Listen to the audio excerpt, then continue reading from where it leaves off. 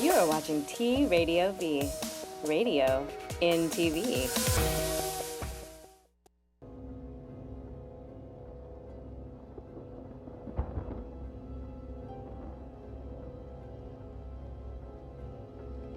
Remember, all I'm offering is the truth, nothing more. I'm a relationship hack. Run up and get touched up, suicide. And all of y'all know my style. I excel, then prevail. Run up and get touched up, suicide, that's it. And all of y'all know my style. I excel, then prevail.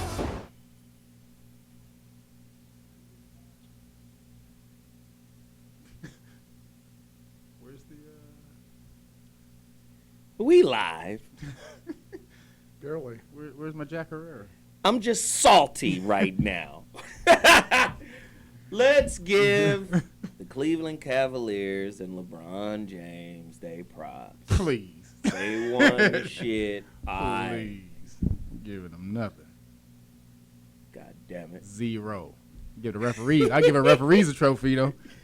Listen, the Zowhat Morning Show is back in the building. Dear black woman, thank you. With love, the black man. Fly shirt. RBGTs. They keep coming. Wait. Don't go to their website yet because you guys tend to put up the wrong website. Hold on 1 second.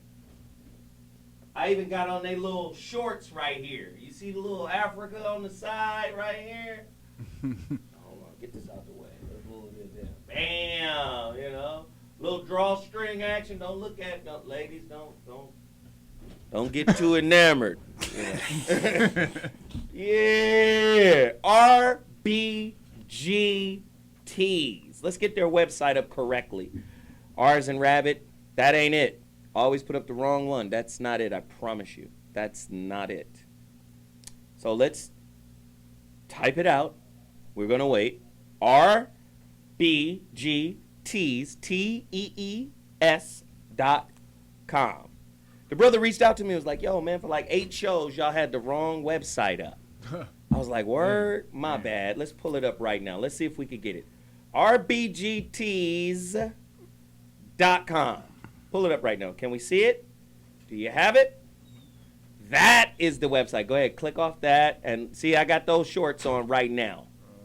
Yeah, that's their website for real. That's a, man, that fucking, hey, they just keep scrolling. Nice stuff from RBGT. Look at the Run KMT shirt. You know, nice flyness from those brothers. They got a lot of dope stuff. Go to their website right now. Look at that. Pull down. Look at the original RBGT. Stop right there. Stop. Go over to the left. Looks like that's the LL I'm Bad album cover redone, but with an Olmec head on it. Look at that. That's fly. Anybody who know anything about hip hop know that that's classic right there. That's classic. Please continue to support RBGTs. And just joining us, the good homie, my man, Hassan McCullough, the owner of Weed Juice. He done brought something new. Surprisingly sweet. Grapefruit, cantaloupe, pear. Coming with me. Coming with me now. Hey. Weed juice, man, something you ain't finna have. Don't even worry about the name. What was that one, yo? Don't even worry about the name. What was that one, though? Surprisingly sweet grapefruit, cantaloupe, pear. Raw and organic over here in the corner with me. Weed Juice is in the building. Peach Sunrise, what you got?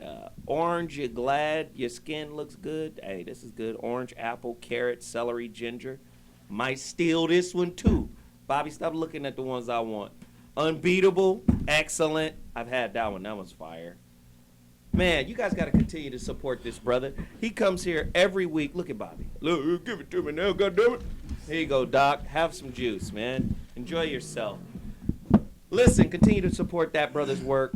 Hassan, you're a good dude, man. I appreciate you for coming every week. Mind-blowing mobile. Listen. I'm telling y'all right now. Can I tell you guys? Pull up my mind-blowing mobile real quick. Something big is about to happen.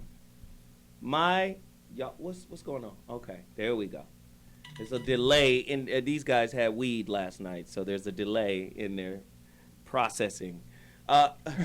Mind-blowing mobile, Wanda Trotter. She's the sister who did my app, the Zoe Williams app. Incredible app, and it's scalable.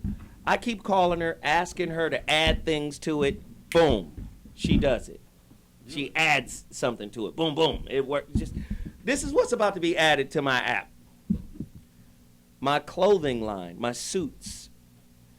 So people doing business, big business in the world, we're going to have really high-end suits, and we're going to have the standard gray, blue, black, super sharp, men in black, ready for business, job interview, resume styled flyness.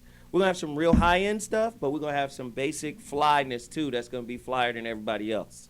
Trust me. Who's making an elephant? No. It's another tailor out of South Carolina, some brothers, super. You guys know them, Hip Loose. They've done all my suits. So my line is called The Line of Succession, TLOS, by Zoe Williams, The Line of Succession. And how that's going to work is you're going to go on my app, and you're going to fill out all of your measurements. And then you make your PayPal payment. Boom. 2 weeks later, 10 days later, bow. It's going to be in the mail. So we working on that aspect now. Mind-blowing mobile. If you got a small business, you definitely need an app developed by this young lady right here, Wanda Trotter. Mind-blowing mobile. Also, let's see how long it takes you to get this up. I'm going to say it slow. Freedom Paper Company. These brothers right here. They've got a company that has toiletries. They've got a company that they don't make toilet paper. They make tissue paper. Get it right. These brothers got 2-ply. They got recycled paper. They got the whole 9 yards. If you're buying, trash liners, they got everything, man. If you're buying all of this stuff from Target and somewhere else, making the Walmart family richer and richer, guess what? You could help keep this black business alive and grow it, right? Freedom Paper Company, please continue to support those people as well. They use 100% recycled paper too? They have those, yeah. Right. They got that too. All right. Also, this is the homegirl now. She good people. Her book is a good read. Get it now. LaShawnGrice.com. It should be up right now. Scroll down. Side Chicks Unite LLC. A union for side chickery. Side chickery. No, it's a novel. She's a comedian. It's funny, but it's so many teachable moments that she used to craft this story. It's a good read. I like it. And I urge you guys to go to her website, LaShawnGrice.com. Of course, it's available at Amazon, Barnes & Nobles, Apple iBooks, Google Play, and Kobo. She got it up on everything. Kobo. So please, please, please, cash mob this sister right now. Listen, if y'all ain't learned by now, this is all about cash mobbing, right? Shepherd Sweets. I was going to bring some candy today, but I decided against it because I was in a bad mood. You know I'm in a bad mood, don't you, Bobby? No, I know, I'll tell you. And see, Bobby's just assuming. This is going to go into our topic. I'm in a bad mood because my daughter has a basketball game today at the same time as this show. So I'm a little annoyed that I can't be there. I was there for every one of her brother's games, and I want to be there for her game. So I'm a little salty that I had to leave the house while she had on a uniform, like, Prima! it's cool, Dad. I'm going to be good. Too bad you can't trust your co-host to run the show. I got it. Said, I'm got going to it. be all right. That's right, Sag. Damn it. Who's on the line? You said I had somebody on the line. Hello? Well, yes, hello. How are you? Who is this? Hi, this is Alicia. I contacted you about the GoFundMe campaign for Yes. sending urban youth to summer camp. Yes, listen, she has a GoFundMe campaign that I believe is very important that everybody go cash mob. The way y'all went and cash mob my homeboy, King Na, y'all took care of little King Na. When I looked at his little campaign, he had a little money. He had about $1,000. But after that appearance, he was up around $3,000-$4,000. I'm like, there we go. This is another campaign similar to that because it's servicing the youth. And when you can service the youth, man, that's when your life is real. Sister, tell them about your your GoFundMe campaign. Could you please? Absolutely. Thanks again for allowing me to have this platform. What I did was I created a campaign on GoFundMe to sponsor summer camp attendance for some East Oakland youth. The goal is to raise $10,000, which would send approximately 35 children to a nearby YMCA summer camp in Lomomar, California.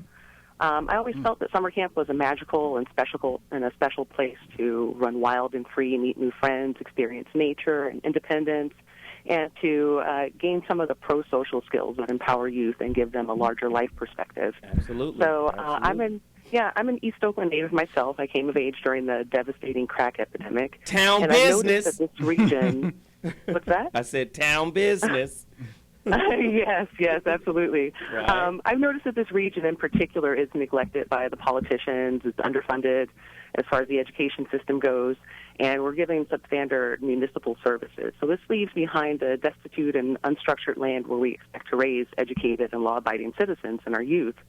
And although many of these issues clearly need to be addressed, the bureaucracy involved with fixing them is just going to take a really long time. So in the meantime, I felt that with the help of everyone out there who can spare some funds, we can begin to change the environment for some of our youngsters, if it's for nothing but 1 week at a time this summer. Summer camp is an experience of a lifetime. It's a structured week of fun in the sun, swimming, singing, crafting, dancing, nature hikes, and making new friends. What's the link, love? We got to get it. What's the link? Put us on. What's the link? It's GoFundMe, www.gofundme.com/urban summer camp. My engineers are pulling it up right now. Whatever you can. They're pulling it up right now. Yeah. Say it one more time. www.gofundme.com/urban summer camp. /urban summer camp. I'm going to donate today. You're going to get a donation from Zoe for sure. Everybody, you hear it. There it is right there. It's on the screen. She's currently at 205. She's asking for 10. Let's get her to 25 by the end of the day. Can we get her to 2,500 by the end of the day? Let's get it cracking. Thank you so much for reaching out. All right. Look, we got a couple more things to promote. Tell them about your ass kicking real quick. About my ass kicking? Yeah. Zoe actually got off this Friday. Oh, so you're going to tell the truth. Hey. Finally. What I mean by that is, let me break it down. What I mean by that is you only rested 3 times during the whole workout. Now, what about the work, though? What about the work? What about the work that was getting put in? What about the work? I'm waiting. I knew you was going to hate. As soon as we drove off, I said he going to hate on me on Monday. As soon as he drove off. I told him on Friday I was going to give him the props. He gave props this today. His first day, he did not fall after every single round. That was the dude. I give you props on that. What about the quality of the punches you was taking? You see how he hate? He was all right. Bam! Come on. He was all right. He was throwing something in there. Where did they find your ass at? Shit. Oh my God. You can't be you guys could positive reinforcement. I give him props. He's just got a jack for props. But no, I got a jack for props. Where did they find you, brother? Realnagas.com, REELNAGAS. I just got some new shirts up. Hey, show them your shirt, man. A lot of people are starting to get these shirts. I got mine. Yeah, so this is the Dragonmore. The Dragonmore shirt. from 711 to 1492 AD. I just got some Dragon S Moors with the female dragon and the female Phoenix Moor shirts up. Also some new Native American and All Rights Reserved shirts. So I'll go ahead and crap that. And then again, let's do this. We got to run through this really quick. Real Men Don't Play, Bobby Glanton Smith. If you don't have this book, you're not a fan of Bobby or the show. It's really that simple.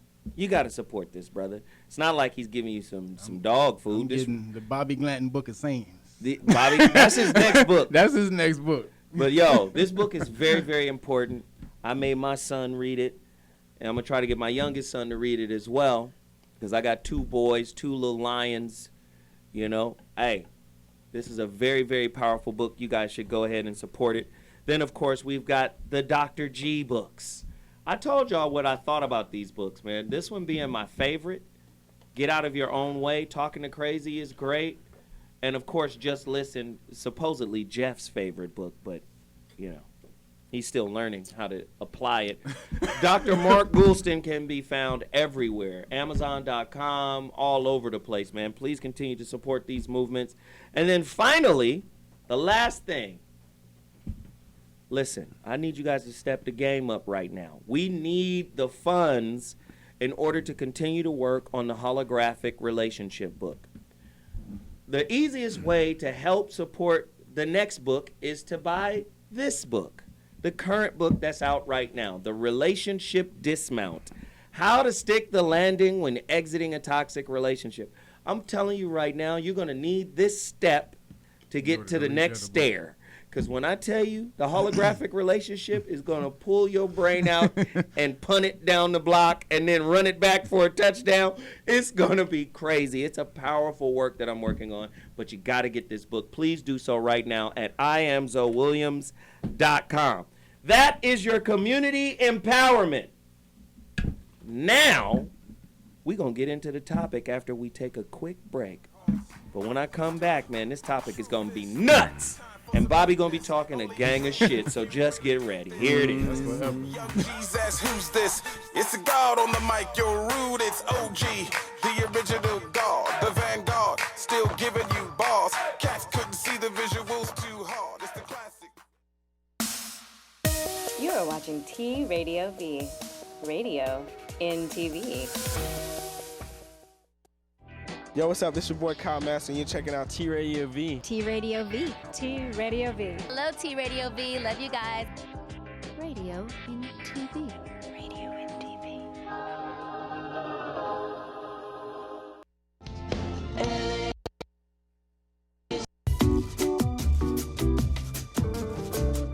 Why is a white guy like me co-hosting a black radio show? I think toxic relationships cause you to take poorer care of yourself. That if you can recognize danger, if you can pause, if you can take some breaths, refocus, and engage, you might be able to dodge a bullet that you're going to send or coming towards you. One of the things that men don't get is that often women need to vent first to clear their mind. Hanging in there. I will, man. And Okay, y'all Thanks, see the bro. Jeff? What's up, baby? What's going on? Hot day today. Yeah. So today's show, here's my tee up. I'm going to tee up with truth is dare. You've heard of truth or dare? This is truth is dare. And what we're going to talk about is the difference. How do you ever know when you're hearing the truth or thinking the truth? And your beats. Did you get the music? The instrumentals? Huh? Oh, yeah. Are you live? Yeah. Oh, live. I'm sorry. Well, I'm not usually live compared to you guys. But, I'm sorry. I need to start putting. Anyway, with my this is headphones. I'll take an extra minute. So this is the Truth is Dare show. So a lot of times we don't know the difference between what is true and what isn't true. So here is an exercise to help you find out what the truth is. When something is facing you, step one, think of what you're thinking and realize that you are just reacting to whatever you just heard or you just read. Step 2, and take a deep breath, and step 2 is realize that after you are reacting to that, you're going to try and get even with whatever it was. So the first thing is you're kind of protecting yourself as it comes in. Step 2 is you're going to try and react. Neither of these have to do with the truth. You're just acting kind of from your animal reactive mind. And if you take a breath after step 2, step 3, if you kind of consider what's the reality, you have a better chance of dealing with it realistic. Also, I want to make a plug for a book. If you want to become incredibly successful, there's a book called Principles by Ray Dalio, D-A-L-I-O. You can download it. And he has something called a hedge fund. It's the biggest hedge fund in the world. It's in Connecticut. But what he talks about is something, and the reason we all get in trouble is we don't exercise what he calls first, second, and third order thinking. Meaning what we do is we react, and then the other person reacts. But we never think ahead. If what we're doing doesn't work out, what's a second plan? And what's a third plan? Plan A, B, and C. And we don't do that. And his is the toughest culture in a company anywhere, but it is the biggest hedge fund in the country. Wow. So there's your setup. There's your tee up. I've been wanting to do this show for a long time. It's called So That's Your Truth? That's what you got. A lot of people use this is my truth as an escape, right? To not really know something. And I'm saying, is it, I mean, can someone really know something? Is something actually knowable? Or is everything kind of ambivalent and gray, ambiguous, right? I had to do this show because it's easy to say, well, that's what you know. I'm fine with what I know, and I'm going to stay in this little bubble. And people tend to not try to expand, quote unquote, what they think they know. That's fine, Mr. The world is round, Mr. Gravity. Exactly. So you got people, there's a big argument. Right. There's a big argument. People saying the world is flat right now. Yeah. Then there are the flat earthers, and then you have these other people saying, no, it's round. We've actually been outside this motherfucker. Right. And they got other people saying, nah, but that's an illusion. So I was having a conversation with a young lady, and it's easier to be in a comfortable space of not knowing. Oh, ignorance is bliss. Right. Than it is to just say, I don't know. When's the last time you heard a pastor say, I don't know? Would you respect that more? Yep. I will respect that. Hey, we say don't question God because we really don't want you to question us because we don't really know shit about God. Now, the book may say this, but I don't really know. I just feel it's a gut thing that it might be. Do you understand what I'm saying? Absolutely. But a lot of that ain't going on. So how many of you are in a relationship with a that's my truth kind of person? And they're inflexible with regards to letting in new information. New shit hurt a lot of people. Yeah, and so I said, let's do this show. That's your truth. Is your truth / reality really a lie? A deeper look into what's real and what isn't. Doc, I want to start the show off with you, and then I'll get everybody else's opinions. What is confirmation bias? And if confirmation bias is always in effect, can one really know the truth? Well, confirmation bias is where you have a certain point of view and you listen and look at things non-objectively. You just look at ways to confirm what your bias is. I did a webinar, actually, Saudi Arabia of all places, on resistance to change. And one of the things that I pointed out, which goes to this confirmation bias, is that I don't think people are resistant to change. I think what happens is people get stuck in non-functional, non-rational self-preservation. So what that means is Slow it they down. they are stuck like this. It doesn't serve them well. Everybody around them says, it's not working for you, but anything that tries to pull them out of that, they immediately feel out of control. They don't know what they're doing, and so someone that you think is resisting you, there's a good chance they are stuck in non-functional, because it ain't working, non-rational, doesn't make sense to anyone other than them, self-preservation. And the reason that might be helpful is because when they get stuck that way and then they confront you, we tend to escalate in our own self-righteousness. But if you see that person's coming from the need to protect themselves, there's a good chance you'll be slightly less angry, and there's a good chance that the conversation won't go off the rails. Bobby? The propaganda always works for the proper goose. That's my favorite Uncle Bobby saying. Jeez. I'm amazed at how, in my lifetime, we have been bombarded with the information that masks itself as the truth.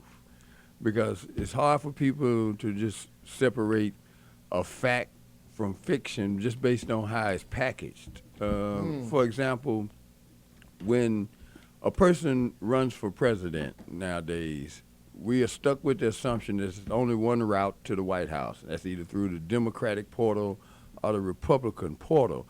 And the question becomes, who said? But we ain't got enough sense to ask that question, so we end up with twiddly-dee and twiddly-dum. Jeff? Man, shit. I guess the more you live, the more you figure out that something like KRS once said, if a painter comes in this room, the painter will see that this type of blue generally isn't used on walls. It's used on floors, and the somebody didn't use the right brush over there on that ledge. Now, the painter leaves the room, and a cameraman comes in. That camera is mounted different than I would mount it, and you need extra cameras in here, and maybe you should move these cameras in. The room changes. Then the light man comes in, and the room changes again. Then the sound man comes in, and the room changes again. And none of them are wrong. Truth is personal, and no one owns it. I had a friend of mine who shall remain nameless that I used to tell, dude, you do not own the truth. That is your problem, is that you think that it is your duty to tell motherfuckers who didn't ask you the inconvenient truth. The truth is it's rarely convenient. That's the thing about the truth. The truth, if you look at it, is designed to inconvenience somebody. Somebody gonna be inconvenienced when you tell the truth. Right. Might be you, but it's gonna be somebody when you spit it out. Right. Kev? Going back to what is the etymological? No. Actually, that's what I was about to break down. Oh, okay, cool. The truth starts with a T, and the T belongs to the... What he was saying, truth was the difference between truth and fact. Truth, faith, and belief use each other to define each other. Here we Damn. go. And Here so we go. they're all subjective. So when you look up truth, the etymology will say faith, and then faith, it'll say belief, and go right back around to belief, it'll say truth. So all these things are subjective. They require no evidence. Or maybe they made them hold hands on purpose. Yep. Well, they keep jumping around. But truth versus reality. But facts, the word fact is something that is done, and when something is done, there's evidence that something has been done, and you can find that evidence. So when people are going around, your truth is going to be your truth. It's going to be how you see things, because two people can look at something and totally see it a different way. Each one of those is going to be their truth. Perspective. Right. So, but like the fact would, so you can say the cup fell off the table. The fact that the cup fell off the table and hit the ground, that's a fact. But then somebody can say, well, it tumbled off the table, or it rolled. I mean, these are different perceptions that people will have. Right. And they're all right. And they're all right. it's all subjective. Because based off of the angle. Based off the angle of how you come up. Have you seen that picture of the elephant surrounded by blind people Yes. touching it? Yes, yes. So they all are feeling a different Yes, area and with a different perspective because they really can't see, but they all have a different perspective of yes. what they're Yeah. touching. But everybody know his thing. Ain't nobody. I know Everybody that touching was that. on Everybody everybody's touching notes. Everybody said that whatever this wall or this this extremely leather large wallet. penis, or this leather wallet, stank. This wall smells like the zoo. Oddly, so does this Not penis. to another elephant. Right? And not to another elephant. What about natural laws? Because like gravity's a natural law. I mean, so where does natural laws fit into? Is that a fact? A natural law? Like if I drop this, it's probably going to fall. Well, I mean, laws are things that just that are unbreakable. So there's fact, there's evidence of laws. Whereas the truth, there's usually no evidence of it. It's more of your perception of your truth. Yeah. The fact that law is not breakable. I don't think laws are unbreakable. That's why they're laws. Well, that's why it's a law. Somewhere. But that's why it's a law. They can be broken. No, that's that's broke why it's a every law. day. They can be bent, but not broken. no, the concept They of can be a broken. law. What law that would give me a universal law that can be broken? Well, what's Gravity. happening is gravity, time, Inertia. all But of that's this. time is not a law. Time is perception as well. That's Inertia. just subjective. But Time is subjective. Wait, hold on. But it's based on a system, right? And that system has rules, which are laws. Well, you're talking about man-made laws. He's talking Okay. about he said I'm talking about natural the law. He basic said law natural of law. gravity. He That's said a natural natural law. law. Let's go with gravity. Gravity's Yes. a natural Inertia. law. Time's a natural law, but it's based on a system. But there's two. First of all, There are rules in there's that two system. forms of gravity. There's gravity A and gravity B. Okay. So you have to understand those two things. Gravity B is the gravity that when we're jumping off the ground, is what we think keeps us held to the ground. Gravity A is what holds your molecules together. So Okay. it's a stronger type of gravity. So when you're talking about that, different. Look at Bobby. Wait a minute. But no, these are the forms You of mean the gravity. shit that's holding my ass to this chair and the shit that's holding my arm up to my body is different? It's called gravity A and gravity B. You can look it up. So There's two types of gravity. What the fuck kind of school did I go to? Scientists will say that gravity is not a law. They don't agree that gravity is a law because when you jump in the air and you can break gravity B, that's broken. My sweet so Jake, they don't say that gravity. It's not really is actually a broken. law. I mean, you just. What's a principle? What's a principle? How's that fit into all this mix? I like You're that. the etymologist. Yeah, okay, yeah. You sure did Well, call your ass. You can check it out in your app during the break. No, let me go on and go to Google right now. Bobby had a point, and then back to Kev. Well, yeah, go ahead. You got to keep Bobby awake. Come on, Bobby. Yeah, man, because there's too many 'Cause words this shit is floating too, around. he here. always be trying to act dumb, smart than a motherfucker when he want to, He country dumb. and then get mad at you when you use big words. He country dumb. I was just thinking about that wall right there and how you can go in an art gallery, and the only difference between that wall and $1 million painting is the perception by a consensus of people. That's absolutely, All right, yes. because to me it's garbage. It's like, wait a minute. You put that together and talking you about put a the painting price that's tag garbage? on it, Yeah. and then you built a campaign around it, and all of a sudden some people fool is giving you perceive $100,000 value in it. It's like yesterday, one person spent almost $100,000 for 2 seats that he vacated in less than 4 hours at max for the basketball game yesterday. Bought 2 seats for $100,000, $49,000, $50, $49,500 for 2 seats. Well, almost $100,000, and that's because he was convinced that the worth of that those 2 seats, just the seats, was $100,000. Now today, you can get those same 2 seats For a nickel. for parking, whatever it costs to park to go in there. 15 and sit in the hours. building. You see what I mean? So it all comes down to how things are perceived, and that changes constantly, man. Right. So now the argument becomes is perception an illusion. We're going to take a quick break, and when we come back, you think you live in the truth, but you really live in a lie. But that's my truth, so it don't matter. We'll be back at 2.2. And objects. I mean, we see that. A person can form things in his thought, and by impressing his thought upon formless substance, can cause the thing he thinks about to be created. The ruling bloodlines knew about these thought forms and, through rituals, thoughts, and incantations, projected the intent thought within a symbol, a sigil, numbers, alphabet, and any object they desire to charge. For example, say I have created an object or a sigil. I want to now project a particular thought to the object or sigil. So I do this in a particular way. Now, the sigil is charged. A thought at a subatomic level has now attached itself with the sigil or object, but I am only one person, so the charge won't be very effective or long-lasting. Now, let us see how the elite cabal do it. They know how to design a proper object, knowing the right shapes and what goes with what. They then get groups of high initiates to charge these symbols, objects or sigils, using incantations, and through the centuries using the same objects, symbols or sigils with the same incantations by groups of initiates all over the world. The object then becomes very powerful, and when this object is viewed, the intent thought attached to this object or symbolism forms the subliminal messaging we receive that controls and affects our day-to-day life. We are conditioned to see and still not see what we're seeing.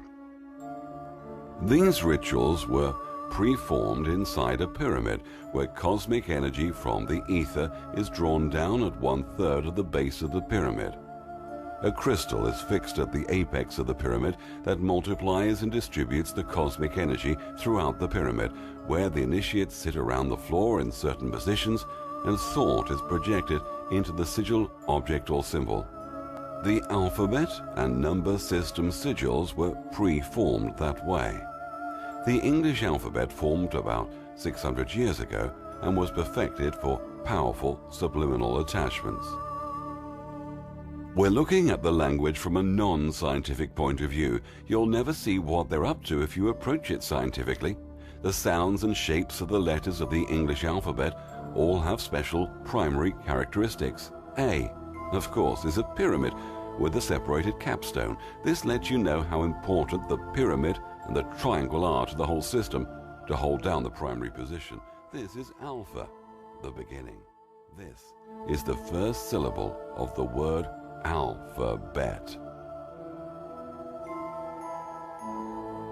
They also know the power of the shape of a triangle trajectory. This is why the triangle pyramid is the strongest symbol or shape associated with the mind. This is a three-dimensional world where the number 3 is repeated endlessly throughout this illusory plane. Why? Because 3D causes...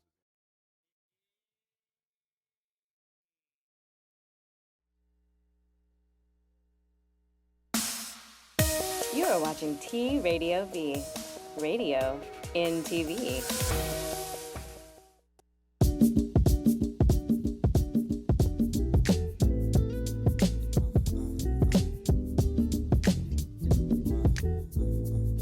In Chapter 10, we talk about the difference between being embittered, embattled, or embittered. So, if you're embittered, of course you're holding on to things. You're resentful. You're resistant. If you're embattled, you're fighting. No, I don't accept that. I don't want that. But if you're open and you're allowing the process to unfold and flower within you and beyond you, you have an opportunity to become embittered. And Chapter 10 goes into detail on how to stop being embittered, how to stop looking for the win by being embattled, and how to evolve and expand to a space of embitterment. I mean, it's an incredible work, man, and I'm excited about it. You've been chasing laughter, short picture too. I can't make you turn up. LA Street Angel. Hi, this is Madeline Reese, the LA Street Angel, and I have my talk show here in the middle of Hollywood. So come hang out with me, learn some awesome new cool spiritual stuff. And it's every Thursday, 1 o'clock Pacific time, tradiov.com. LA Street Angel.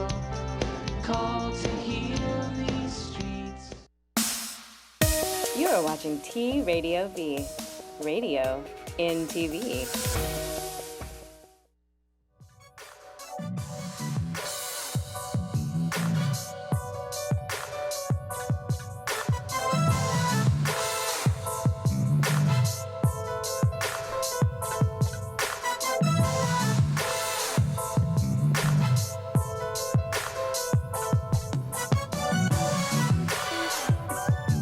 Hey, ladies and gentlemen, the Zowhat Morning Show back in the building.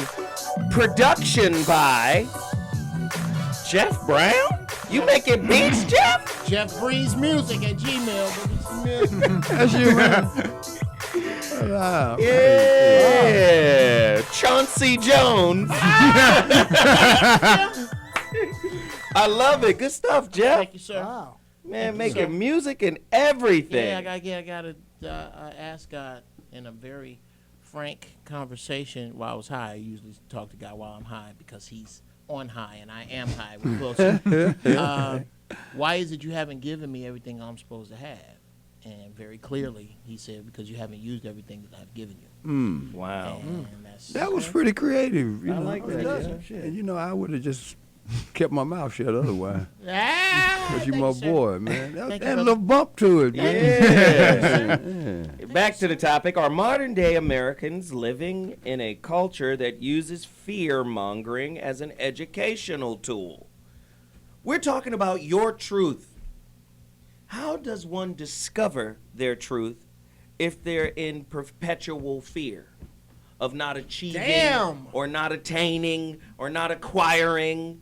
Yeah. Because in America, there's a linear movement, and it goes two ways, up or down. Either you moving up or you in the process of moving down. That's just the way the society is constructed. So my question is, Bobby had an answer for it, I'm sure. Are we living in this fear-mongering kind of positionality only to kind of arrest our ability to be more and expand more? Talk to me about that, Bobby. Well, fear is a motivation. The problem with it is it's unsustainable because the minute you master that fear, then you're stuck. It's like, oh, what do I do now? I'm no longer afraid. But actually, it can be liberating if you no longer subscribe to fear as a motivation. I see people all the time that out of being afraid of being poor, they become enslaved by their riches because now they don't know what to do because they done got over that hump. And then they figured out, damn, man, this attracted some other kind of stuff that I didn't really anticipate. Right. So it's easy to manipulate people with fear. Just make people point in that direction, and you don't have to align everything. It's already there. I mean, but if we're you think inherently afraid. If you think about what you're saying right now, this is what makes Trump such an attractive candidate for a lot of people. A lot of people living in a real fear-mongering. The white race is going to die. Niggers and the ones with the moist backs, they're going to take over. And white power, a lot of that is real. Well, it comes to your own conditioning and what you've been exposed to. As I have on my brand today, the American program, the iPod. I used to think first person meant you're narcissistic. But actually, until I learned to think in first person, it was easy for me to give other people the power and the authority over my life. Yes, sir. And you look up one day, you're using you and thee and we and us and all these other people that took over your life, took over your mind, took over your space on the planet. And I look at, you just mentioned Donald Trump. Hillary doing the same damn thing. I know. She's making people afraid of the boogeyman. And she gets away with being inept and is just as crooked. Talk about what we talked about when we got here. Hillary's just the devil's other horn. About how her and Trump possibly have. I honestly believe, I firmly believe that they sat down about a year ago. That's obvious. And Hillary said, look, I'm unelectable, you're unelectable. Mm-hmm.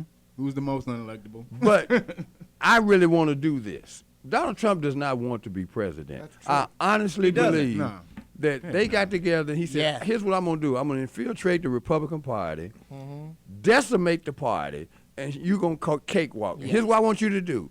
You're gonna make all my problems go away. He got lawsuits coming at him left and right. I honestly believe that he has been sent to just destroy the Republican Party. I'll villainize myself. Yeah. I ain't gonna take nothing because I'm that already. Right. You clear my debt. That's what's going to happen. And I'll be your fullback to get you into the office. I'm going to be all over this because on the if rant. you think about politics, not every, but maybe most. What? Most good candidates need the polar opposite in order to be seen as good. You got to run against the boogeyman, especially in today's society. Now, we're talking about the truth. When it comes to politics, it's long been known that there's little truth in politics. It's really just business. It's handshakes and business and agendas. And we already know that. But what about the grander scale of life? Say like spirituality, church, news. I'm looking at the news to be informed, but what are they informing me with? Fear. What about education, the educational institutions that are set up? Are they really trying to get me to reach this maximum point of self-awareness and self-fulfillment and knowledge? What are they doing? Are they just shoveling down a manicured narrative that keeps you locked into society as it is? Doc? Well, I'm thinking, why do we have to attribute meanings to things that other than what they are? And I'm just trying to think, what is that?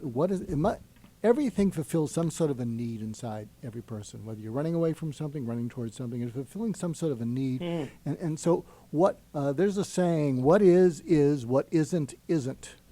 You know, and but people are always attributing something to what is that really isn't, and something to what isn't that really is. But what I'm just trying to think, what we must be getting something out of attributing that. Is it protecting us? Is it a comfortable ride, a comfortable view? All your perception is springs in the wagon. You're trying to figure out, okay, if in order to justify my moving into this neighborhood, in order to justify my violent behavior, niggas have to be crazy. They have to be, okay? In order for me to justify all this money I'm spending to stay here, the jungle has to be full of these savages, meaning this is an area in South Central.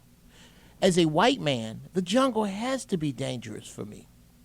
Well, the facts don't follow that. If that's the case, where's the huge white body count? It's almost like with HIV, we need it to be true that it's everybody's disease. Well, then where's the lesbian AIDS outbreak? There isn't one. Wow. We got to put springs in this fucking wagon because we're going somewhere. And we were talking about Good point. Fear within the political construct. Let's look at it from the religious construct. In the first half of my life, religion was based on fear. I'm going to go to hell. Oh, yeah. Right. Now they don't even mention hell anymore in church. They can't. No. It's like it don't even come up. And so things, I mean, seriously, man, you go hell ain't a part of church no more. Speaking of hell. Every week that was the central theme is if you don't do You're right, going you're to going hell. to hell. All right? And there were certain things that they considered right and wrong. Now, consider this. There's a chaplain attached to most military bases. And they'll pray, dear Lord, we get ready to go out here and kill some people. Help us Make out with sure it's them instead of us. But then you look at the same Bible that he's preaching out of, it says first and foremost, thou should not kill. So how do you manage these contradictions? Right. Religiously speaking. Right. Well, no, what's going on, what you were saying about hell not being mentioned in church. And not too long ago, a couple popes ago, a couple of popes ago. This is a while great. That's a great movie title. A couple of popes ago.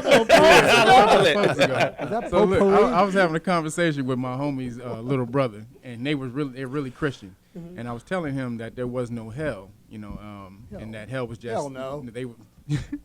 They were just saying that Get the hell out of my house. They gave the perception of hell, or the idea of hell, so that people can burn out their desires. Or hell is perceptual, meaning that what's hell for some people cannot be hell for others. Right. So what I was telling him about, he just was adamant. No, there's a hell and there's a heaven and hell and this and that. And so then the news was on, the 4 p.m. news, Channel 7.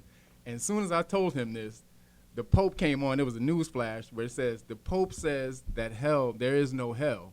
That hell is just perception. It was created so that people get literally this news flash. This thing. And what did he say? What the hell? He ran out the house. He thought it was a videotape first that I had in the thing, and I flipped open the thing. I said, no, there's no videotape in it. He started tripping out and he took off. So now let's flip where you are. Let's flip it back around, because when we talk about perspective and perception,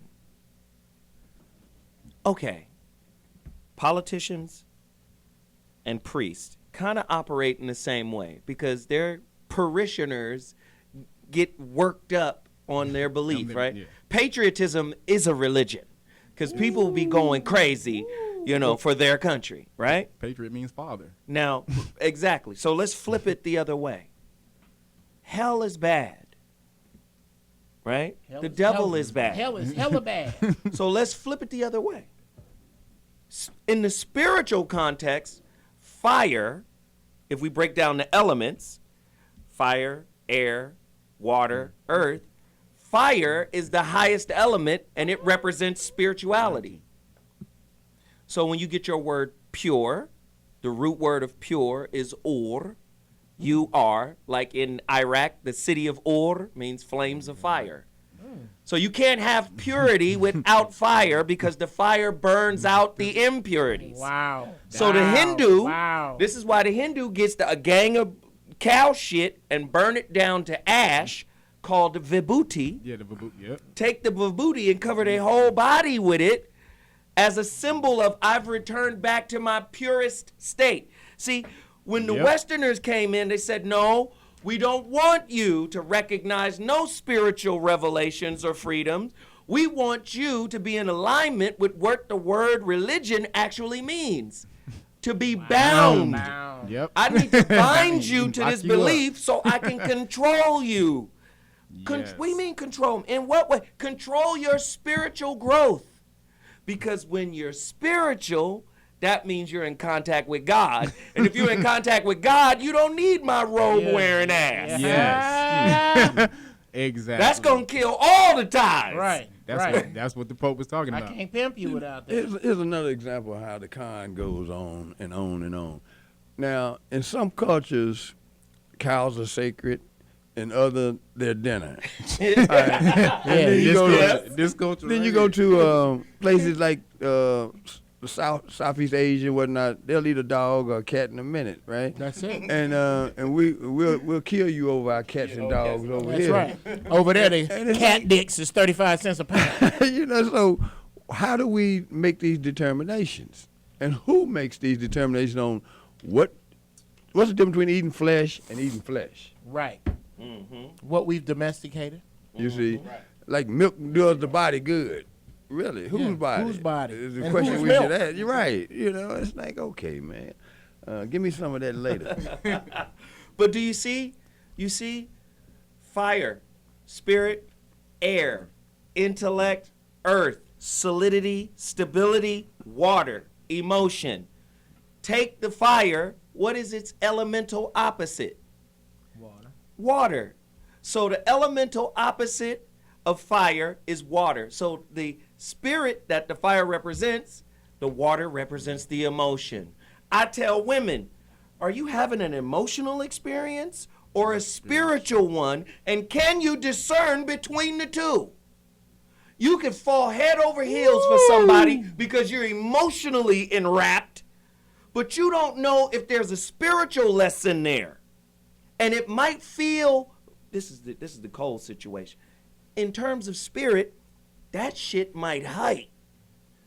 And you'll be running away from what heights in favor of what feels good. Just Just because it feels good doesn't necessarily mean it's good for you. And just because it feels bad doesn't necessarily mean it's bad for you. So we are trained to run away from things that challenge us to grow and expand further. Kevin? I just want to go on what you were saying because spiritual, being spiritual or emotional, there's two words, passionate and enthusiasm. And so passionate comes from the word patient. It actually means to suffer, acting out of suffering. So then you go to the word enthusiasm or enthusiastic. It means to be divinely inspired. And so those are the two things being spiritual. Is your movement spiritually inspired or is it emotionally inspired? Because you can be suffering and then like, where they say crimes of passion. Like he killed her out of crime of passion. Nigga was just suffering or he wanted her so damn bad that he just had to act out. He came home and found her with his best friend. Right. Or you can act spiritual or divinely inspired and, you know what I'm saying, and try and try to court what they call court the girl out of her mind. Take her out, buy her dinner, do all this and that. And that's a spiritual movement, or it's a divine movement, divine energy that's moving. Right. So that just goes back to the two things you were talking about. Right. We don't want you aware. No. We don't want you aware. We want you in fear because we understand one thing about the human. And this is what's happening right now in the world of science right now. They understand that this is a thought universe. Yes. They get that. It's a wave. They know this, right? There's an experiment, famous experiment called the double slit experiment. Go look it up. It's a porno that goes. The double slit. The double slit experiment. Make it real simple. Shit that's microscopic act different than shit that's in the macro. Yes. Right? When you get down to the quantum level of things, they did the experiment where they were shooting fucking electrons or particles through a slit, and it created a bunch of lines on the back of this sheet. It was like, well, wait a minute, how is that possible? It was only one fucking, or it was multiple electrons. But how did it one slit, but multiple lines as if there were multiple slits? Well, they recognized that when an electron is not being observed, it behaves like a wave. Like it's not physical. It's a wave it's a potential, a potentiality. That's what it is. It's only your perception. But the moment they go, well, what is going on with it? Let's watch it. It turns solid, and then it created two lines. Right? What does that mean? That means we live in an observer-dominated reality. In other words, what I see, confirmation bias. If my filter says this is bullshit, that's what you gonna see. Is bullshit. You gonna see only bullshit because that's what you're filtering for. That's what the confirmation bias is. The human brain is a fucking processor. So we taking in billions upon trillions of bits of information, but we filter all of that shit down for, I'm heterosexual, I'm black, I got PTSD. I'm hungry. I'm from horny. Chicago, or I'm from Oakland, or I'm from Compton. We filter all of that shit through that, and then in a discrete packet, the brain is our King James. The brain translates. This is what it is. And then you see it through that. That ain't the fucking truth, Dr. G and Bobby. What does it serve to know the truth? Does it just take the chaos out of things? We're talking all about how nobody really knows the truth. I know it's a sort of a stupid question, but what purpose does knowing the truth do? Does it prevent chaos? What does it do? It depends upon who's knowing. Okay, the purpose for knowing the truth that is hidden from us all is control. Say more about that. Okay. Give an example. The concept that Freemasonry, and I am not a Mason. I'm talking to some brothers about that right now, but I am not. There's like Masonic knowledge, knowledge of science, knowledge of mathematics that is not taught in school, that is not given to the average layman. Why? Because I was just going to say this for the rant, but save it. Because Okay. your rants are great. They've Okay. been good lately. Well, thank you, Sugar Pants, as opposed to Whoa. Sugar Pants. Okay. Look at Bobby. That's my look too, Bobby. Bobby. Uncle Bobby like, oh, they done got everybody now. Right. They got Jeff. Oh, shit. Jeff is on the other side. Oh, God, not Jeff. Not me, Uncle Bobby. Okay. Okay, go ahead. Yeah, hold that for the rant. I was just sitting there thinking. What the fuck? Don't put that on me, Bobby. This is such a fluid environment we work in, and some of us are not as scientifically inclined. It's just a innate, instinctive thing that we Speak on it, Bobby. kind of feel we fit in or we don't. And a lot of it depends on how firmly you stand under the soil that you're on top of at that time. Because, for example, a week ago, including me, it's 3-1.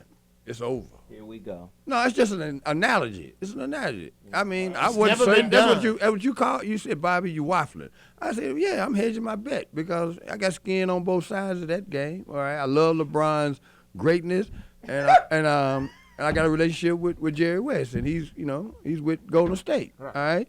So, and as a fan of the game, I just want to see a good series, right?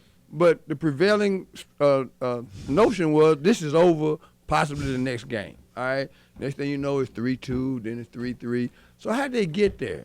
They got there because, first of all, they had to continue playing the game. Because basketball's like wrestling. That's your opinion. That's not a fact. Yeah, that's my That's not a fact. That's a fact that's based a on fact. yeah, No, that's a fact it's not based a on fact. them. They No, said that. The referees ain't the only That's one a in the fact, bill. Bobby. That's a fact based on them. Tim They said that. Donaghy. Did the referees play the game?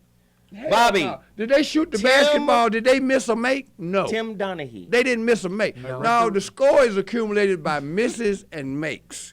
I thought the score was accumulated by Misses and makes. by- Steph was wide open several times when the game was still to be decided this is a perfect yesterday, example. and he No, missed. let him do it. Let him do it. Go He ahead. missed. And The then go boy ahead. missed. I got a simple question. Klay Thompson missed. LeBron them made. Miss. All right. I got a It's very miss or make. Uncle Bobby. It's miss or make. I have a very simple question. Yes. Can the officiating from a referee, generally a middle-aged white man who probably hasn't played at all, I'm still baffled as to why we are chained to the vision of 50-something-year-old guys. But anyway, Come on. Can the officiating of a game by the officiators sway the outcome, in your opinion, at all? Yes, but it not always. I give you an example. When Larry Holmes fought Jerry Cooney, he got hit low so much he needed a steel cup. And instead of the referee balancing that out, penalizing Cooney, my man had to take matters into his own hand and get it over with. And that's what he did. And that's what happened in this series. Cleveland said, okay, we're going to beat y'all because we have the greatest player. And he's going to impose his will. This is perfect. Irregardless of the same referees. I got another question. Same referees. If I may. Yes. Same referees. Another question. Talk to Bobby, me. now Talk you to gotta me like listen. I'm five. Now you got to listen. 'Cause Yes. You know you don't do A that simple well. question. I have a very Ask simple the question. I wasn't even through talking. It's a very simple question. Yes, sir. In your opinion, during this series, or in any basketball game you've ever seen LeBron James play, has he ever had what one or some could consider the favor of the referees? Ever? Yes. He always has. But not as much as Kobe, the police informant Oh Brown. my gosh. So here we go with subjectivity.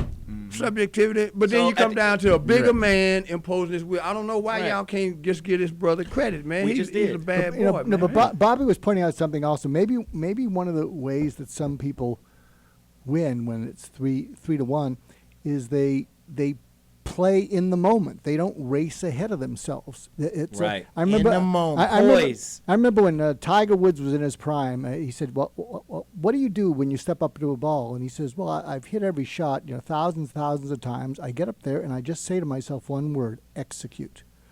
I don't think about anything else. I don't think about my left shoulder, whatever." Right. And so it may be that they were, I guess to borrow another word, they were totally present in the moment as opposed to racing ahead. 3-1's never been done, or we're Right. never going to do it.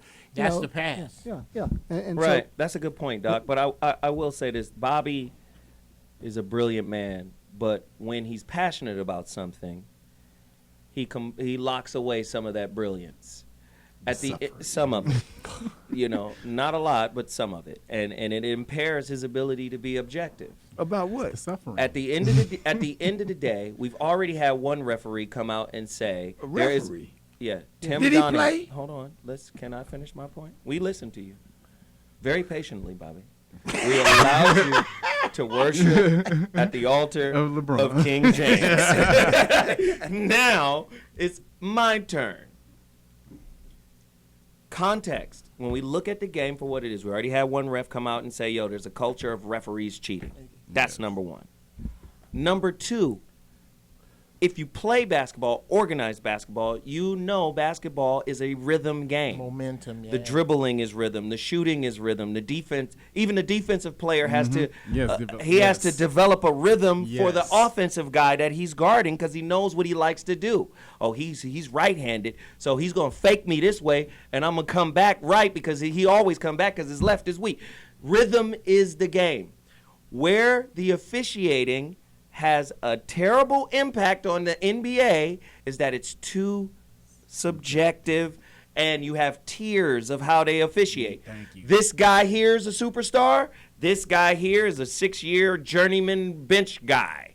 He's not going to get the same call as this guy who's the superstar. So there's subjectivity, and you can call a game tight from arena to arena, from game to game, or you can quarter to quarter, or you can let the game be loose, and that's based off of their discretion, which is different than the NFL, which is a formational game.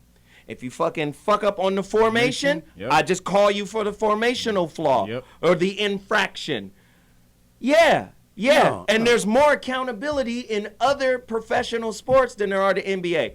When you listen, the reason why the LeBron James and the Kings you ain't seen Peyton Manning get covered up by the officials. You blow at Peyton Manning, and it's like flags every. But that's all the quarterbacks. That ain't formation. No, it's not. That's league wide.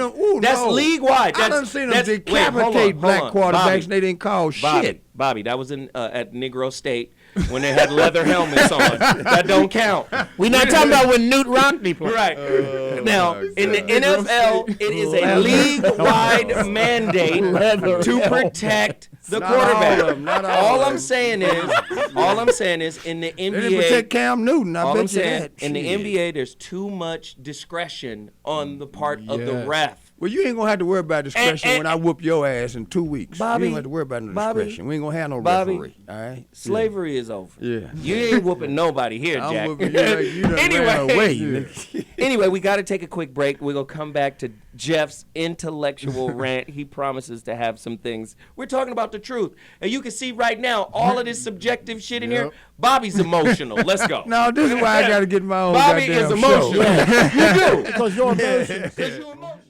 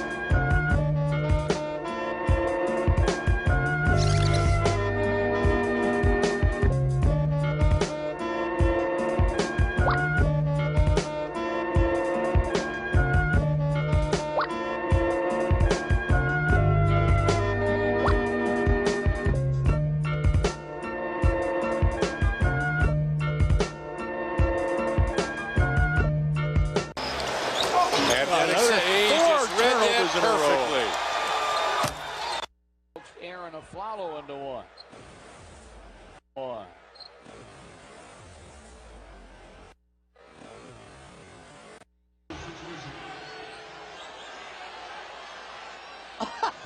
Oh my! Now there was a little technical foul. Here. Slide, push, technical foul. Iverson. Allen. put up with a lot more than that. Listen to me. It wasn't your play, and you went from there to there and brought the crowd down. You're not going to do it. Crowd down. Crowd? Yeah, just speak to her. Refereeing the game? My job is to referee the game. All right, so what you worried about the crowd? Alan, that's because you're not going to do that. Play the game yourself. You let people get it away. Alan, the conversation is over. That's not part of the play. What I'm saying to Every you game is... I've watched on TV, you call. Every call is a foul. I even told those guys before the game, Ben, and every call is a foul. They don't even have a part of the game. Hey, Larry, are you through? No, I'm not through. You've ruined every game, Ben. Excuse me. You got it. You got it. That's good. Technical foul. That's all you can do. I suggest you sit down. He's standing in the lane. He's standing there. He's not moving. He hasn't moved. Dwight Howard runs into him. That's right. And they call the foul on Yao. Jones able to race it down. Jones, let's take a look. The outlet pass a little bit too far ahead of Jones. He does a nice job of recovering, and a little bump right there from Billups. Timeout, LA. Whack! Get out! He didn't say nothing. Get away from me, Steve. Get away from me, Steve. He didn't say a word. Technical foul, Wallace. He's gone. No, not right. I asked him 3 times to stop staring at me to try to intimidate me. I'm done. He's gone. I asked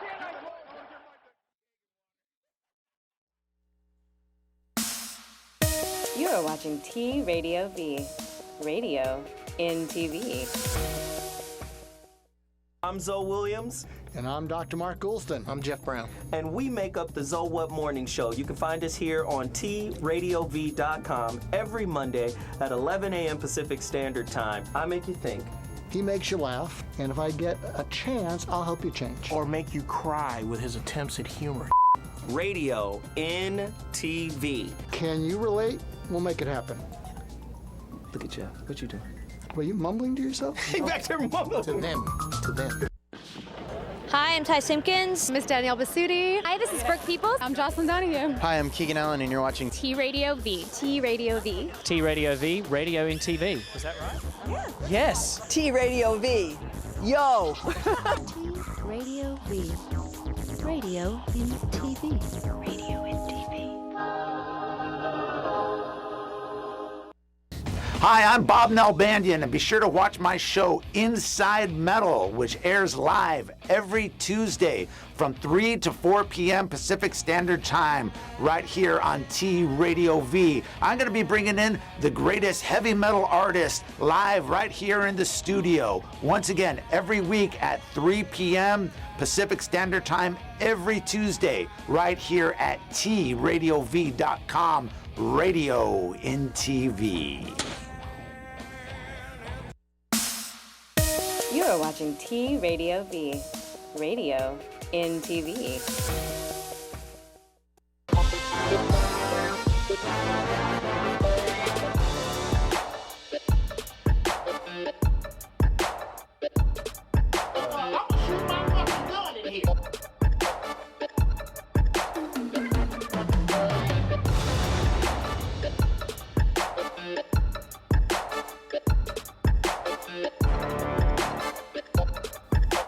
Okay, y'all missed it. You missed my rant. The outtakes. Okay. It's all downhill now. All right. I'm gonna get my gun. Thank you. My gun up in here. When I was 22, this meant something different. Now, y'all finna watch me on my second nut. All right, that's when I was 22. I was a monster. Oh my God. Anyway, that's all another. My first point is that the truth is personal and inconvenient. During the break, we were discussing the outcome. No. We were discussing the outcome of the NBA Finals. Anybody who knows me knows I don't really give a shit about basketball. I haven't played 10 games of organized basketball in my life. However, I have a PhD in both pimp shit and nigga shit. Okay? The refs are guilty as charged of pimp shit. That's they pimping the game. From an outsider's perspective, I have never bet a nickel on basketball, but I can see that for some reason, these middle-aged white men with imperfect vision are deciding, officiating what happens in a professional game. Now, for some reason, Uncle Bobby's truth lines up with the fact that to put this in a meal analogy, I am saying that the referees have a sway on whether it's sirloin, filet mignon, or just some pork chops. Uncle Bobby is saying, no. No. It's just salt and pepper. No. It's salt and pepper. That is the difference with regard to truth. His truth is different. Some may say his truth is more informed than mine, because Uncle Bobby, you may think you can take Uncle Bobby, but I bet Uncle Bobby will take your Uncle Bobby. How about that? Yeah. Maybe you can whoop Uncle Bobby's ass, but I bet your grandfather can't. No. There you go. So because he plays basketball, the immediate assumption, like in life, the immediate assumption is to defer to the truth of the expert. That is dangerous because you then have to examine what motivates the expert's truth. We don't do that enough. That's how we get into. You ever watch rodeo and the rodeo rider comes out on the bull and the 7 seconds is a big deal. So the bull throws the rodeo rider. Right. Oh, I'm coming around. Okay. And then the rodeo clown come out and go like this in order to save the cowboy. Well, if you look at politics right now, it's a big fucking rodeo. Right. And Hillary was the thrown rodeo rider. Right. That bullshit with Bill, that bullshit with catching her in the lion, has thrown her off of the bull's back. Trump is a rodeo clown. That motherfucker wasn't never meant to ride the bull. Yeah. Guess who the bull is? Who? Any of you who think that voting has a motherfucking thing to do with you. You are the bull. Those of us who are woken up and unplugged are the spectators. We see all this shit. Nobody in the stands thinks for a minute that the rodeo clown is going to get on the bull's back. But who thinks the rodeo clown has a chance? The bull. I'm done. Wow. Oh, I'm sorry. Fear is a snotty covering over your true potential and reality. Wow. There you go. I'm done. I actually should have done that in reverse and close with the bull thing. This is Dabu7. In this video here will be one of the most important pieces of work I've ever put out. There's not a lot to it, but simply exposing the hoax that is going on in Egypt and in Syria right before your very eyes. What you're about to see is probably going to make many of you sick. Hopefully this wakes up many, many people. Share this information with as many as you can, because what you're about to see are crisis actors, Muslim Brotherhood, and then you're going to see more from Syria. This is what Hollywood does. They call it Pollywood, the Palestinian Hollywood. Watch this.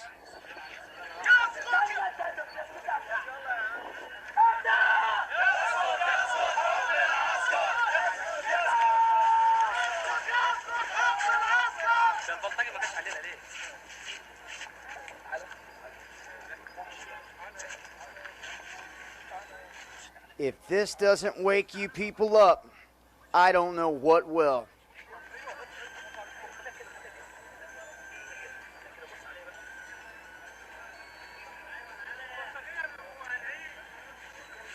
Makes me sick.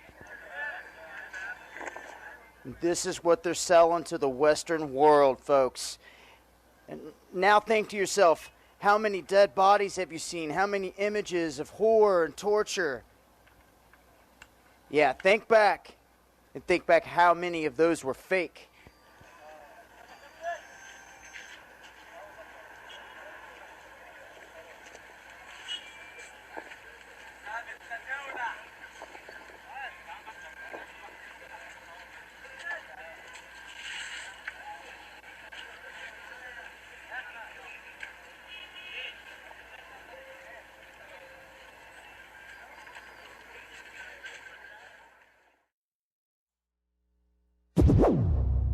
Review time, hot! Oh, so what do we got here? We got Snopes, or should I say Nopes, or should I say Dopes?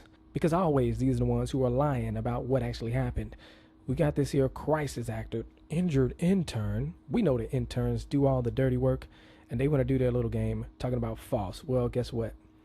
Your false is false. It's actually true that that Joker is a crisis actor. This is the same Joker who said, "On my way to the money, ow, future looking sunny." She got the radio show coming up in June because she's hoping that all the support she gets from this is going to go over to her little radio show. Joker been trying to get fame for the longest, taking pictures with all these celebrities and such. And we're supposed to sit here and listen to you, the same people who, even if they came out and admitted it, you wouldn't expose it. You never do. Yeah, that's the thing about you. And then y'all think you're going to come out with this little stuff and say, oh, they're harassing her. Look, I'm the #1 advocate for not talking to these jokers because they're lower than low. No need to talk to them. You just expose them and then keep it moving. And main reason, if you talk to them, they're going to say, oh, he's harassing me. Trying to get re-victimized so they can get more sympathy and then demonize those who know what they're talking about when they're talking about these people. We expose all this other stuff and all of a sudden she's supposed to be real. Ain't no way. Where was Snopes when I exposed that the massive evacuation never happened at Sandy Hook? We didn't hear a peep from them on that, huh? Only people going to these people right here is fake government accounts. That's all you got with that. And you're going to tell me the truth behind the conspiracy? Joker? No. I would never listen to the Washington Post. Joker, I tell you the truth about. How about that? Snopes. Like I'm really going to listen to you. You have zero credibility. Look at the owners of Snopes. So, you know, hey, I don't believe shit. Not even that. Right. I don't believe shit. I don't know that girl. But I do know that I've been around long enough to see changes, right? First off, let me just say this. When's the last time you saw motherfuckers come out and really explain what the fuck happened in a fucked up event? Normally, they catch the weirdo dude on the street. So what happened was the truck came through, and then I was getting a burrito. Normally, they get that dude. When do you get the concise, articulate, perfect story from A? And they're doing more and more of this shit. I'm standing here at 6:34 p.m. Central Time. Right. Central Time. Right. So I'm not saying the girl is a crisis actor. What I am saying is the news, history, your belief system, all this shit is a part of social engineering. And America is in an ideological upheaval right now. Out with the old, in with the new world order. What is the new world order? Just different rules, bitch. The Constitution was dope for what it was, 1776. With no refrigeration, no electricity, Right. no airplanes. 2016, niggas can marry niggas. We killing people, so y'all, all the freedoms and shit y'all used to think you had. No, all that's different now. Nobody explained what happened to building number 7. And now are they gone? Listen, what happened to all of the New York Fire Department, brother, that was saying, hey, It was some there was some explosions. Every time they came out, explosions. What it sound like to me, running out this motherfucker was explosions. Nobody is talking about that. Nobody has more first-hand knowledge So than them. nobody has no more first-hand knowledge than them. You ain't them motherfuckers ain't got no TV show running around here talking about that. So that's my point. It's about pushing a narrative. And if you are a participant in a narrative you're not the author of, you're just a bunk-ass actor. You're not even getting paid. On any level. On any level. You're a crisis actor. On any level. If you take it, thank you. If you participate in Christopher Columbus sailed the ocean blue and discovered America in 1492, and you tell your kids this bullshit, you are a low-level crisis actor. What's your pacifier in this society? Yes. What's your pacifier? You know what it is? Food, shopping, movies, cable, and sports. Asian You wars. mean to tell me the sports ain't set up if everything else is? Right. Come on, man. That was okay, if I may. I'm a Laker fan. We know that Game 6 in L.A. was fucked up. Tim Donaghy came out and said it. Yep, we fucked that one up. Yep, and you know what I said for Tim Donaghy? This is how I am. This is how much Laker fan I am. Thanks, Tim. Fuck Sacramento, nigga. I didn't like Chris Webber, them niggas anyway. More championships. But I'm not one that is deluded to think that this shit ain't wrestling. That this shit ain't wrestling to some degree. I loved wrestling when I was younger. When I found out it was fake, had a different feel for me, though. That's the same way I feel about the NBA now. When I found out something was off, subjectivity in the officiating, we don't like this nigga, so we just gonna foul him out because we don't like Iverson. You bought the crowd down. I'm gonna give Tim Duncan a technical while he's sitting on the bench. Okay, yeah. I'm good. Okay, we good. What if all these distractions, whatever people are distracted, I'm distracted by hot rods. When I leave here, I'm going to trade the car I have now for another car. I have my own distractions. You have yours. We all have ours. What if society, those who make the choices, have put those distractions in place? Because if they weren't there, eventually all mankind would reach a meditative state at the exact same time and open a hole somewhere and invite in or out. Hey, listen. Some really, really You're fucking deep up shit. the plan. How am I supposed to have fucking sturgeon caviar off the backs of the sleepers if you talking about waking up and shit? Right. Keep these motherfuckers asleep. I get to live the 1% high life, right? As long as the 99 is napping. Listen. Champion. The root word of champion is peon, right? Peon. He's the greatest of the peons. He's the peons' best. He's the best of the peons. What is that for? That's for the sleepers' entertainment. So they can have a moment of, I feel good. When, I think it was Dr. Umar Johnson who said it, when you know more about basketball than you know about your community, something wrong. Something wrong. Something wrong. So you can fill that blank with whatever you want. You can fill basketball with whatever you want. When you know about blank more than you know about your community, something is wrong. Whatever that is, golf, whatever the fuck it is. So I don't know if you can put this in your final thoughts. I hope you do. But what I'm picking up is you're incensed when people don't question what they see and hear. I mean, you are incensed by it. And what's that about? What I can. You want to know what Yeah, it's yeah, about? I sure do. You do? Yeah. After all these years. Well, I haven't been listening. No, I'll tell you. Because I think we miss the fullness of life when we make the lowness of life the goal. Right? Life is much more grand than a championship. I tell my son this all the time.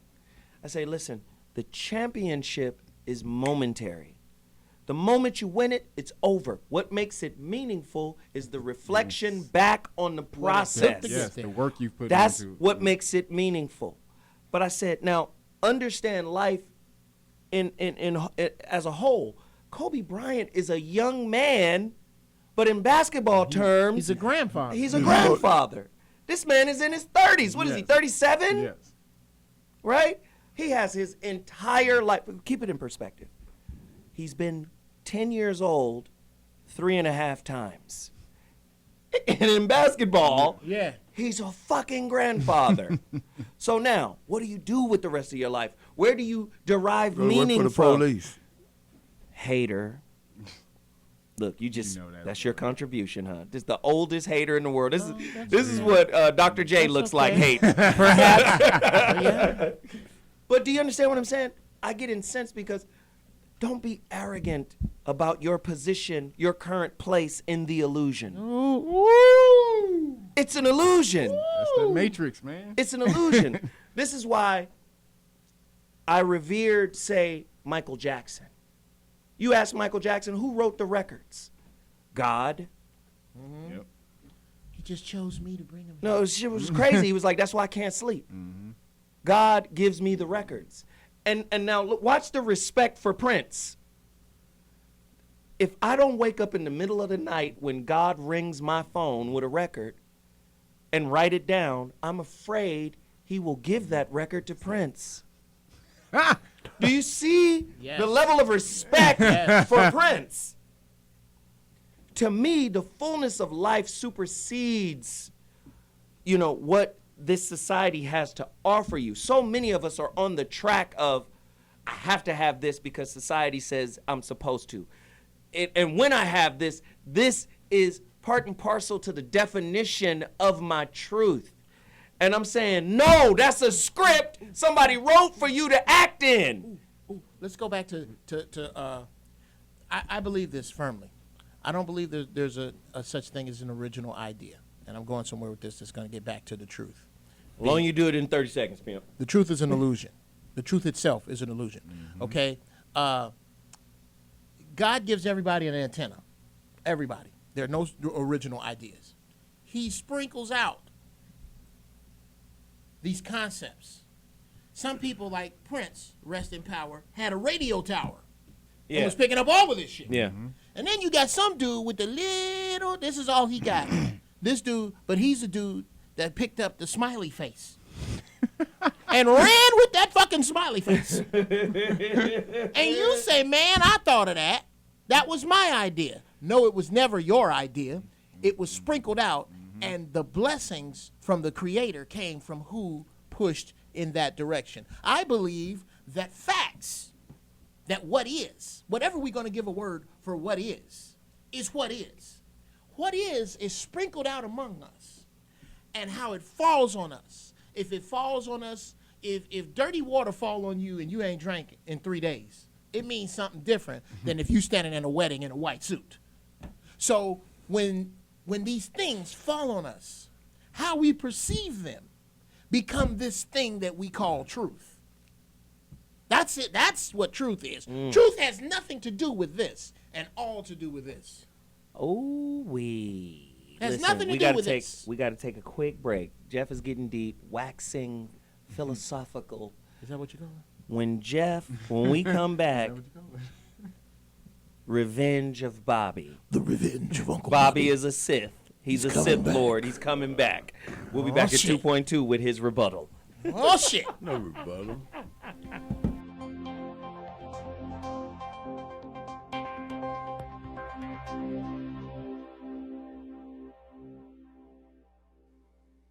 They walk among us. They breathe our air, shop at our stores, drive on our streets. They are conspiracy theorists, people who make the outrageous claim that people in positions of power conspire to consolidate and expand that power. Their notions are absurd, their pronouncements are insane, and their ideas are dangerous. As a civilization, we have moved beyond giving hemlock to those who would corrupt our young. In this day and age, we just respond to them in a firm and dismissive manner, making clearly visible to all in the immediate area that this person is a conspiracy theorist and not to be debated with. Resident expert and 30-year CIA operations officer Dewey Claridge demonstrates. Don't give me the conspiracy bullshit. Come on, you're a more intelligent man than that. Well, come on. I mean, come on. Listen. There has never been a conspiracy in this country. This is how to respond to a conspiracy theorist. Quickly, firmly, and disparagingly. To simplify, Let's reduce the response to this. Shut up, conspiracy theorist. Observe. I mean, let's remember here, the people we are fighting today, we funded 20 years ago. Shut up, conspiracy theorist. You know, is spending $1 million on that last 3 months of life for that patient, would it be better not to lay off those 10 teachers and to make that trade-off in medical costs? But that's called the death panel, and you're not supposed to have that discussion. Shut up, conspiracy theorist. I will tell you, Director Deutsch, as a former Los Angeles police narcotics detective, that the agency has dealt drugs throughout this country for a long time.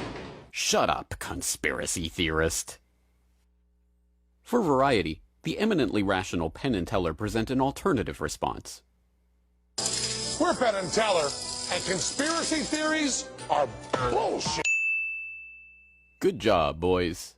Let's try again. If there is any conference which required transparency, which required democratic accountability, it is the Bilderberg Conference. Shut up, conspiracy theorist. Let us never tolerate outrageous conspiracy theories concerning the attacks of September the 11th. Good job, Mr. President. I don't believe in this notion of some sort of secret societies controlling people. But of course, in any political system, there are sort of over the table and under the table arrangements. Shut up, conspiracy theorist. What do you want me to talk about? Yeah. A fraud? No, it wasn't a fraud, but I'll be glad to talk to you if you'll shut up and let me talk now. The United States government actually did carry out on our citizens experiments involving radiation. In one scientist injected plutonium into 18 patients without their knowledge.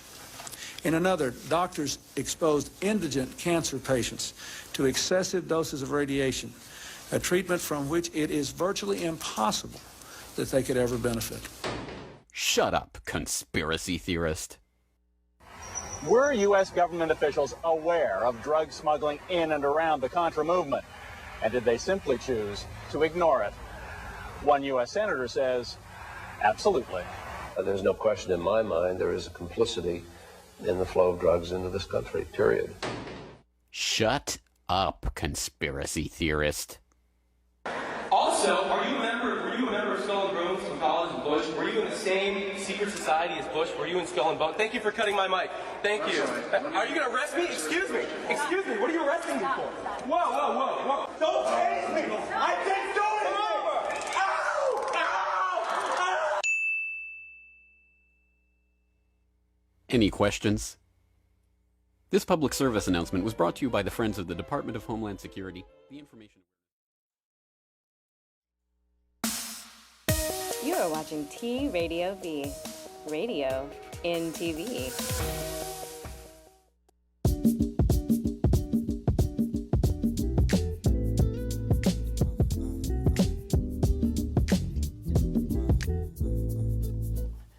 Everybody knows that relationships, when they break down, can be extremely hurtful, disappointing, frustrating, and the Cocoon was, the concept of it was created from a poem I wrote called The Human Chrysalis in my first book, The Rebirth of Seeds. And what I explained was, when you break up with someone, you need time and space to kind of flush out and process all of your feelings, all of your attachments, your evaluation of yourself, your evaluation of your partner, time to, you know, almost take inventory of all of the things that you are accountable for. So in chapter 3, you know, the cocoon is designed for you to go inside and work out these, you know, particular problems or issues, and not only work them out, but actually take ownership of them before you jump into something else with someone else. So we wanted to create this space of healing, this space of kind of internal inventory before moving into the next situation with unresolved relationship debris. You gotta let it go. There's a better day waiting for you, for you, for you.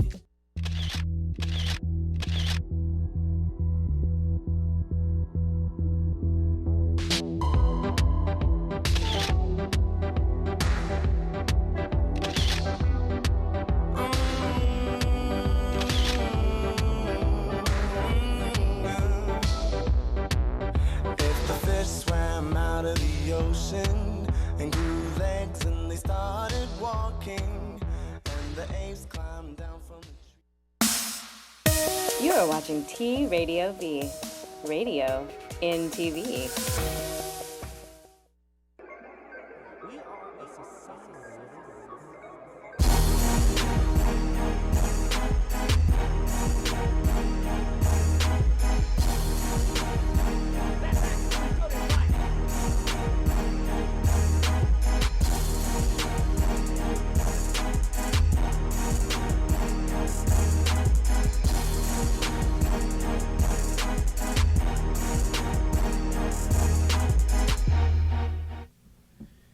Hey, today's show, man, heavy show.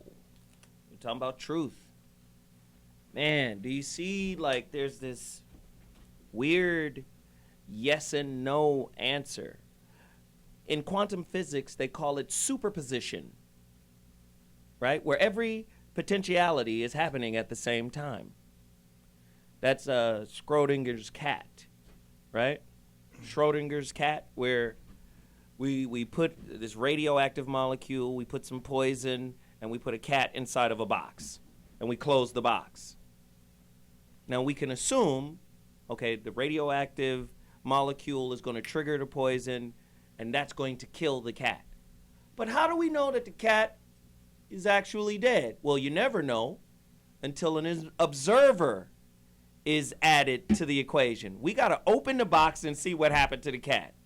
Because if you never open the box, everything is in superposition. What is superposition? It means there's a live cat and a dead cat in the box. And we don't know until we confirm it with observation. Back to the double slit experiment in quantum physics, that's called collapsing the wave function by measuring or observing. In other words, anything you look at, you create an ideological construct around it. You create a reality around it. Now, what's doing the building? Your hurt, your knowledge or lack thereof, your mind state, positive or negative. Let's go into transactional psychology. You got the winner script or the loser script working. Whatever your filter is actually constructive. In my new book, The Holographic Relationship, I'm talking about how positive and negative thought are both constructive. Regardless of what's happening in your life, something is being built. And that's a continuation from the relationship dismount when I used Eleanor Roosevelt's saying that everyone is under construction. My question is, what the fuck are you building? Have you tested the quality of the materials being used? Back to the three little pigs. If you're not challenging your belief, you building with straw. Right? If you're not challenging where you got this defensive posture, you're building weak structures that will constantly need maintenance, that will need to be rebuilt all the time.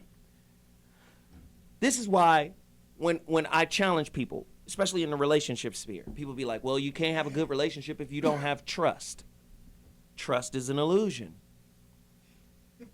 Scientists have already proved that every atom is 99.99999999999% empty. All matter is the same, empty. So what are you trusting in? You trust that the planet Earth is going to be here long enough for you to have a great relationship, a fairy tale? No. This whole process is about you experiencing you through the reflection of another. That means your truth has to be scalable, flexible, pliable, movable. There's no definitive truth of anything. This is why you're so heartbroken when shit end. When shit break down on you. You thought it was going to be there forever, huh? Wrong. One of the primary laws in quantum physics is that information can be deleted, but it can't be destroyed. There's always going to be an information source somewhere. You got to keep growing. You got to keep learning. There's never going to be a plateau for you to stand on that it will be immovable. Ever. You understand? The truth is like the Bible. I always tell the Christians this too. I say, listen, if the Bible is infinite, we need new pages every day. Damn. You understand that? There's infinite knowledge in that mug, new pages every day, you understand? And I don't mean translations, I mean revelations. Feel me? Shit. And that's got to happen to you. That's how you know you connected to God, because you getting revelations about you every day. If you're not getting revelations about you and you standing on these inflexible, limited beliefs and you calling it truth, what you're doing is aligning your self-truth with an outdated truth, which is in effect a lie. Woo. That was the purpose of today's show. I'm Zoe Williams, having a good time. We like to challenge you. We like to push the envelope is what we do, goddammit. I'm going to say this, and I'm going to end mines. No. Mines. Mines. I'm going to say this, and I'm going to end mines. He's going to go jump in his core.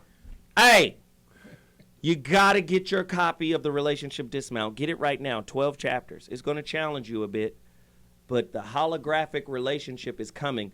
Anybody who has my app, I'm asking you to go there right now, click the donation button, send in donations. We need the funds to continue the production of the new book. We need the funds. Please, please, please.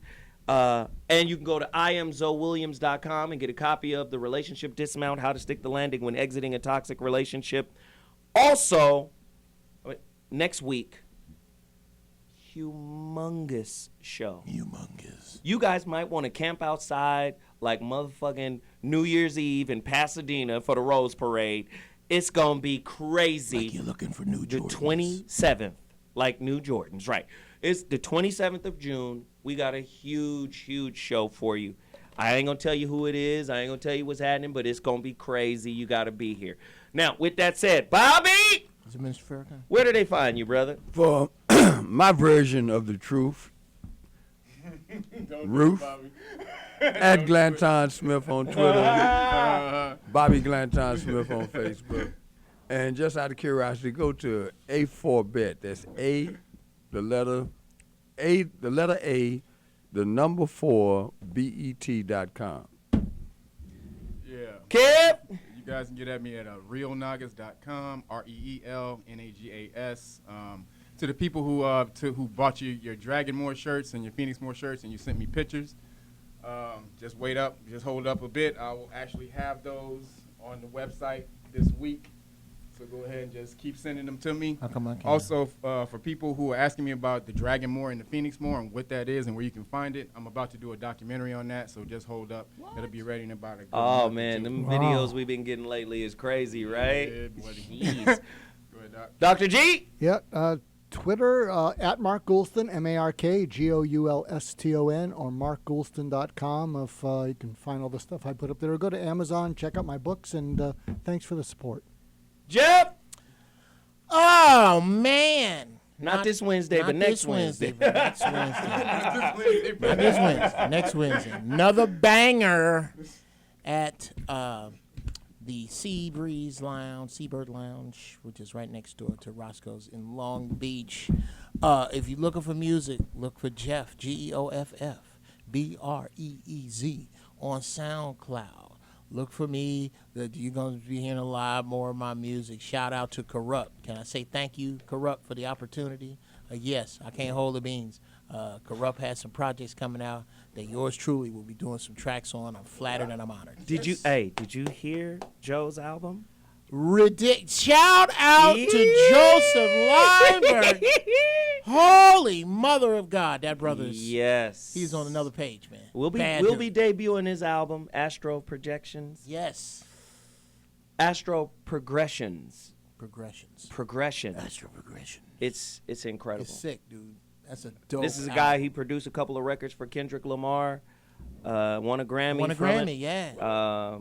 Bad boy. You Ain't Gotta Lie to Kick It and How Much a Dollar Costs. He produced those 2 records.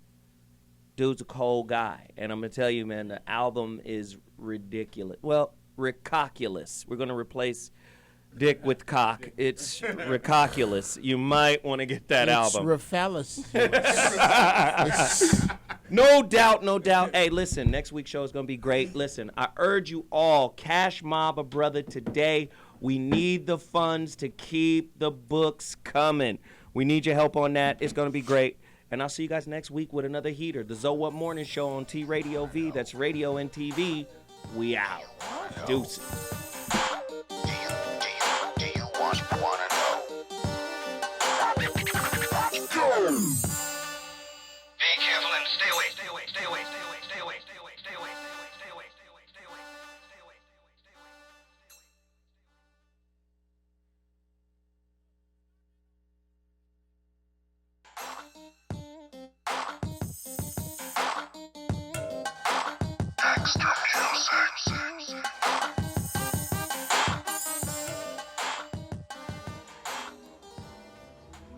You are watching T Radio V.